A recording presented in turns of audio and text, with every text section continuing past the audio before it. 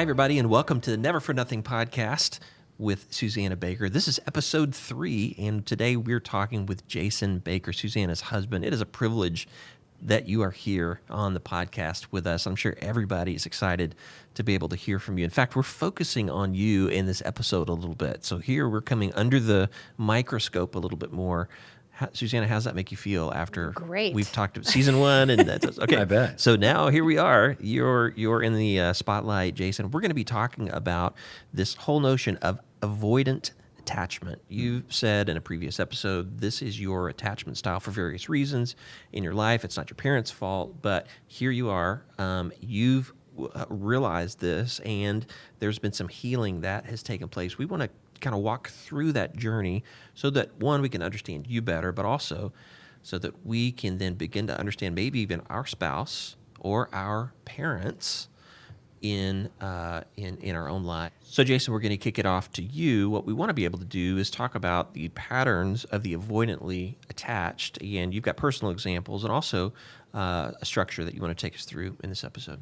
Yeah, so avoidantly attached people. Again, I wish I had known this 20 or 30 years ago, but I've certainly learned a lot about it since we brought our daughter home. That's really when we began the work of kind of unpacking our attachment styles and the impact it had on our relationship with one another and with others. So I think... Yeah, I'm sorry, because we talked last episode about the first stepping stone for us in our healing was our broken engagement, ironically. And good. Just that we knew we wanted to be together. We wanted healing. Yeah. I think even more, we wanted healing for our souls with the Lord. And we sensed He was calling us together. Yeah.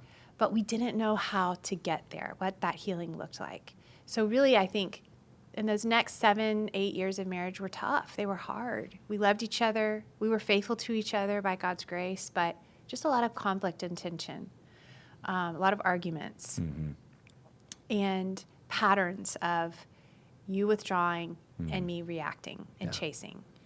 But you still wanted to be together. We still wanted to be together. Yeah, isn't that awesome? Yeah. And the next big stepping stone for us, our puzzle piece of the healing, was our decision to adopt our youngest daughter from China and to bring her home.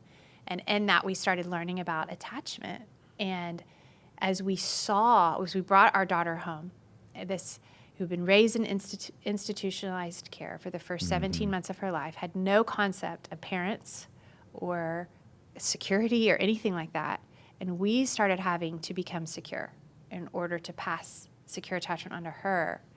That's when the pieces of our own secure attachment and healing began to click, because we saw ourselves in her. And so it's as if your child is grabbed you by the hand and is carrying you to this place. And I think it's really important to make the distinction that with your biological children, even if you are anxiously or avoidantly attached like I am, they will still figure out a way to get to your head and heart, right? Yeah. I mean, really your heart. And so they will work around those things. But with an orphan, with someone who's received institutional care for the first nearly 2 years of her life, she doesn't have capacity for that. And if she hits an obstacle, she turns and goes the other way. Right. And I think, not even subconsciously, I think consciously, we recognize that if we don't do this work, we'll never see the fruit of relationship with her. And so, again, I do think, partly, right, His timing is perfect always. Yes. Like, it's never imperfect, but God's so perfect in His timing. And the way that He used this little, now 40-pound 9-year-old, but at the time a 17-month-old, to help us start bridging hurtful places in our lives and helping us square up on these patterns and these attachment styles that were leading to disrepair and unhealthiness in almost every relationship. Yeah. That's just what's crazy. Yeah. So Specifically for you, for insecure avoidant attachment, what are the patterns that she kind of highlighted for you? Yeah, I mean, I do. I think that, by the way, part of the healing, right, I think this is a really important point to make. I think part of the healing, and this is as if we're jumping to the end real quick, but yeah, sure. I think part of the healing is, number one, you've said this in episodes in the past, like connecting with an empathetic listener. I think that is so important in telling your story.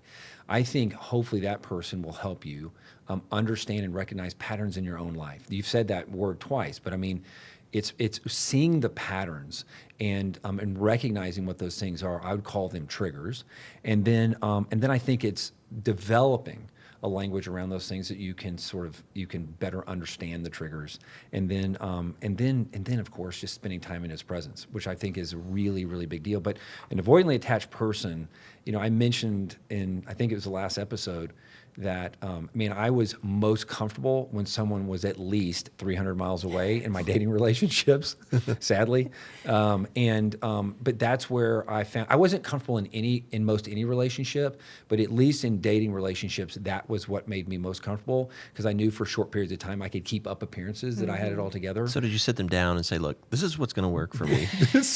This is what's going to be best for me." San Antonio is a great place. Yeah. Don't call me. Yeah.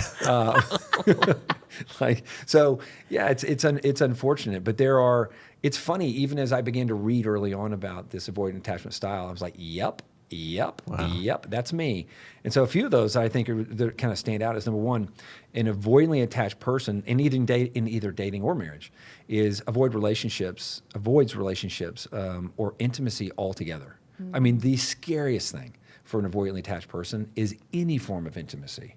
Even if it's a closeness in even male relationships, right? Mm-hmm. I look back, honestly, that's a painful thing for me, because I've got so many friends, even now, that I look back on the past, right? 15 and 20 years and go, God, man, what a missed opportunity to really go deeper relationally and with the Lord.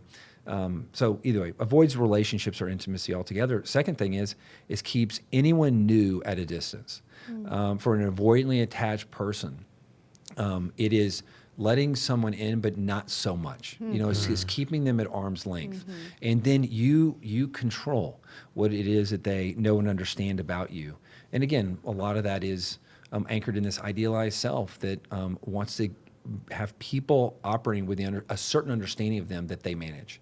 Second thing is, an avoidantly attached person may sabotage blossoming romances out of nowhere, out of fear their partner will leave them, so they do the leaving first. Yeah. And that is this whole idea, when Kurt Thompson talks about everyone comes out of the womb looking for someone, looking for them, I think that is so true.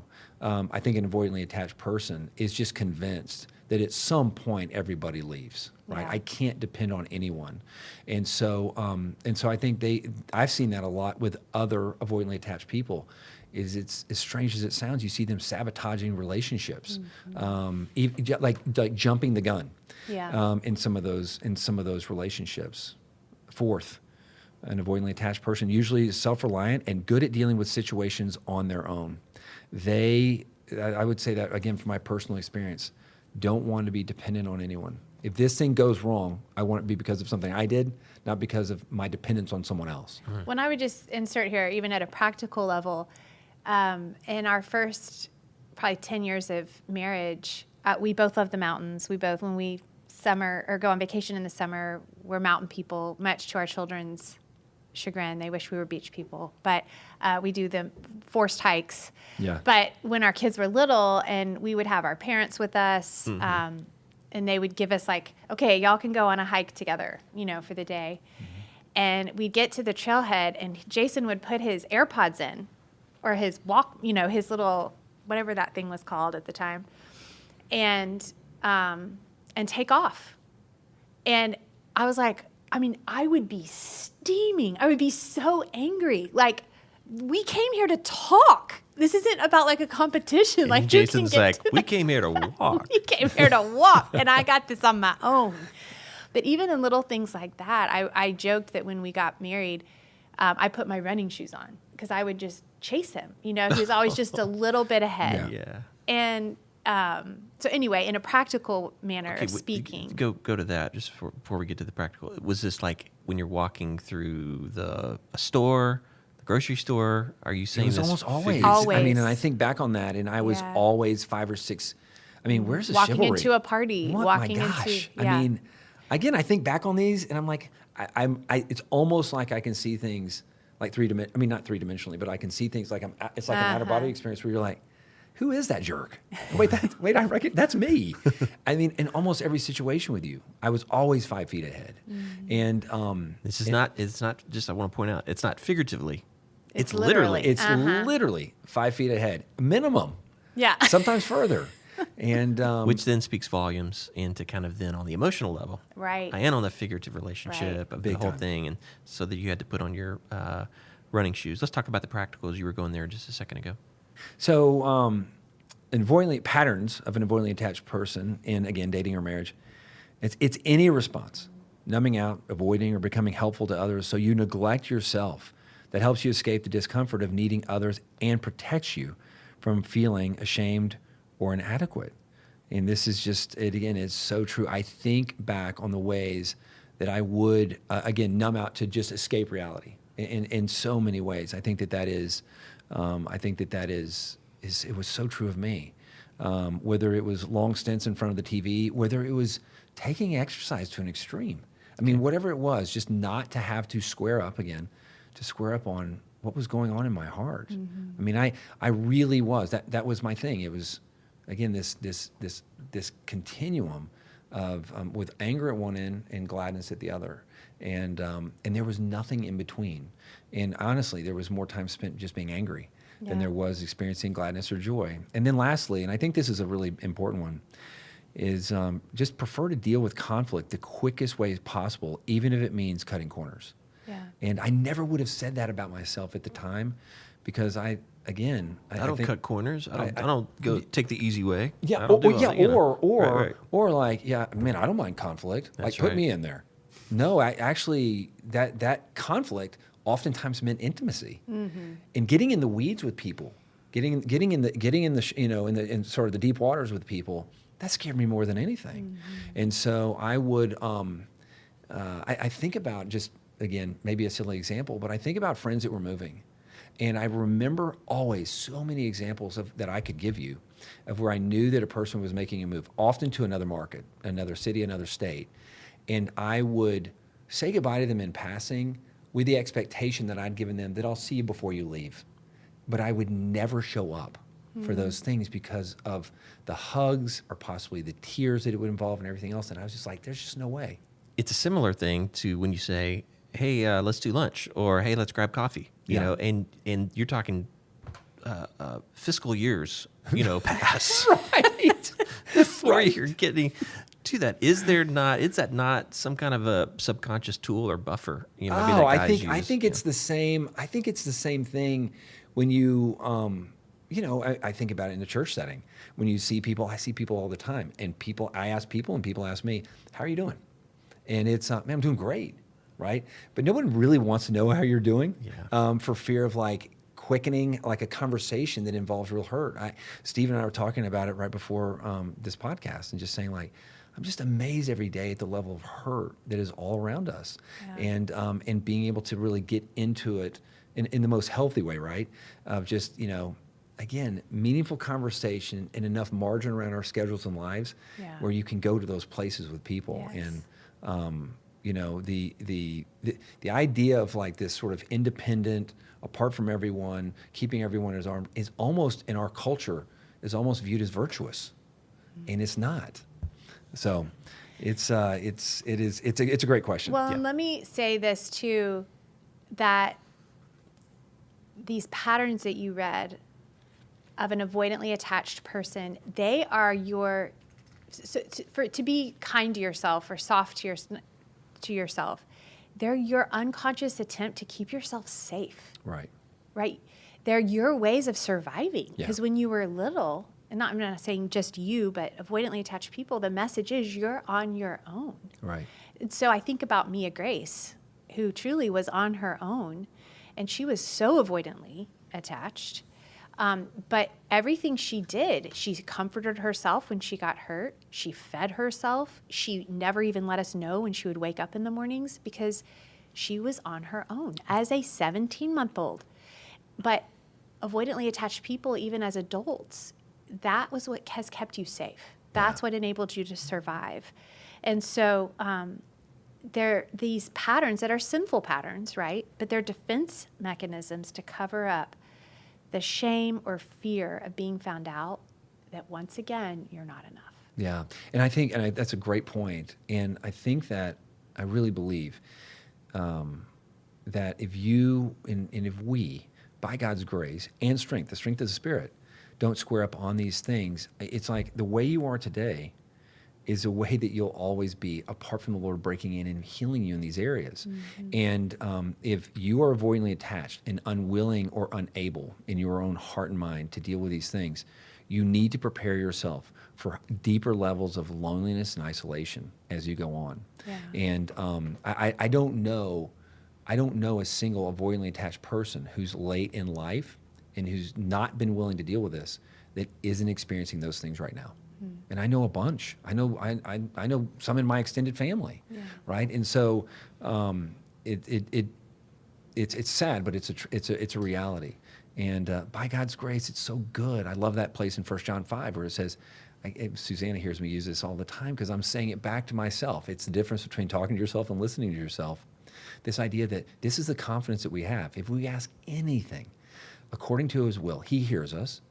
And then it says in verse, I think it's 15, it says, and then if we know that he hears us, we know that the requests we've made, he will answer those things and they will come about. God is in the secure attachment business. And that's a truth that we find in Scripture. And I think that that's a great passage to take to heart, especially for those like me that are working out their avoidant attachment styles. That is such great information, Jason. Thank you for that encouragement. And I think that's a great place for us to stop in this particular episode. We're going to be talking about really the healing journey for the person that is avoidantly attached. And the next episode, we'll get to that. But if you're interested in following along with more of the ministry and resources from Susannah Baker, we want to point you to SusannahBaker.com. Also to social media as well, and then to her Amazon store as well to pick up her book, Restore, and the workbook, Restore, that really follows along with all of these things. Thanks, guys, for your transparency. Thanks for sharing like you're doing and just the amazing contribution. It's cool to see you guys in the same room. Like we know Susannah. We've heard one side of the story. Jason, you're bringing a completely different dynamic to what's happening. So thanks for that, bud. Thanks, Stephen. Yeah, man. We'll see you next time.